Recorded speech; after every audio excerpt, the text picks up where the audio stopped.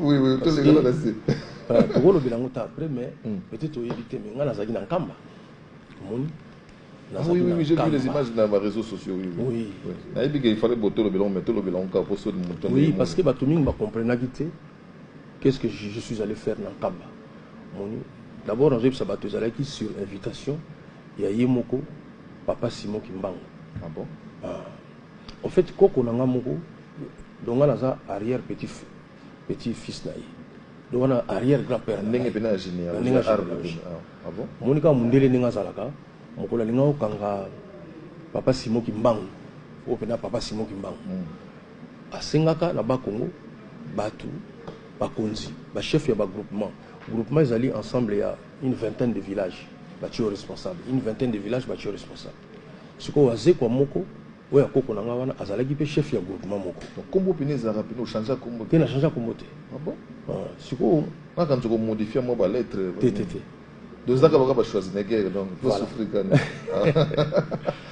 Alors, Koko Nangawana, Belge, toujours quand Papa Simon Kimbango, Ninganou si signé, Yopé, tu signature na Yoto Kangai. En tout cas, na makambo oyebisi ngai nga na signé parce que na moni tina signé pour na liwana yi. Yo mo yebi belge tanga za kotambola ezali bangondo, ba makambo belé pembeni mais vraiment zoki courage à koloba non. Na ba konzinyo so ba signé na ba Congo, il a signé il était l'unique à signé. Il y a on a etikala na histoire ya religion kimbangiste que non, il y a quelqu'un qui n'a pas voulu signer. Sikoyo, il solo ne beta mata. Papa nanga pas za oyebisa nga. Mon sous invitation mon boutaki dans Kamba et on a papa vivant mais santé zaki sous malamu te ti na nenge papa kufaki si manango invitation de soyez ngana bino fona kende parce que papa ça peut sauter et on a la répondre à l'invitation mais la profita qui sikoyo parce que vraiment na zo remercier papa Simon Kimbango biso ba musicien bato ba sepela na musana biso mais bazo biso na valeur na biso te mais il a faire déplacer ngana kende sika oui que papa pasteur to bakambi muso ba église alinga kutu beaucoup talate alinga kutu batu baye bateke beaucoup talate parce que il musicien comment quantité mon église de drogue voilà mais après c'est même maloba na église qui mangiste na loba là ça la témoignage oui là ça dit témoignage mais ce qu'on a profité qu'il a témoignage dans ngawa parce que ici ka o bacha papa Simon Kimbango babenga ngo kilongo kuna moto akisha kota te kuna moto akisha kota te yokoti ngana singa papa Simon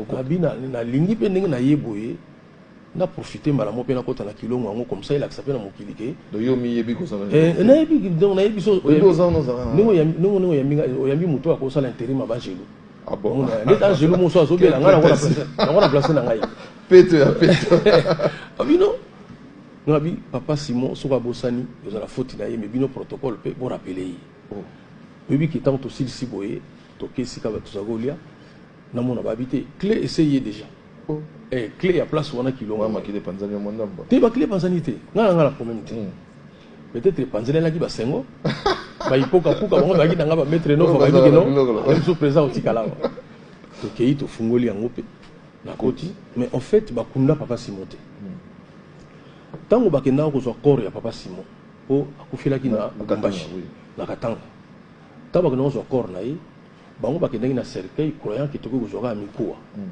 mais tango ba komi wana 9 ans après liwana yi ba mona aza intact sans embaumement arrête oui aza intact mais c'est ça aza intact mikuwa te mais nzoto ezalika ndenge na mutu bamboma te c'est là qui surprise au sakana te 9 ans après ya mona tango ba yi na corps wana siko na nkamba balobino c'est que alingi ba kunda ite et puis nzoto na iza ndenge nini parti moko eza mukuwa parti musu eza na musuni osomona mutane ngona lisu moko eza ya kofungama moko eza kokangama donc azana bato bazana liwa pe azana bato bazana bomoyi yango moni na en son temps le président Mobutu avait dit biso to lingaka miracle sala makana na poto na lourde wala to moni yango ya solo soki salami awa na mboka na biso to na Afrique te mutu na za éliminé mutu nezo sala bien te qui m'a beaucoup ça c'est ça qui m'a beaucoup na biso c'est profond donc na kidaki vraiment okoti obi na koti na bimi ti sikoyo c'est la bimagilo on bezate mais qu'est-ce que bon ça c'est on a ma première ressenti mais tant au bimien au-delà de tout qu'est-ce que vous avez quoi retenir parce que na yebi a retenu pardon yo na yebi que non au bimien on a ou bien oui, ça s'agit, non? Ah oui. Oui. Non, on faut comprendre que il faut, yo tout le bango déjà. Il faut tous à la peine beaucoup qu'on a biso. Oui. Plutôt valoriser ma camo sur ça na bambo qu'on a biso. Na ba Africa.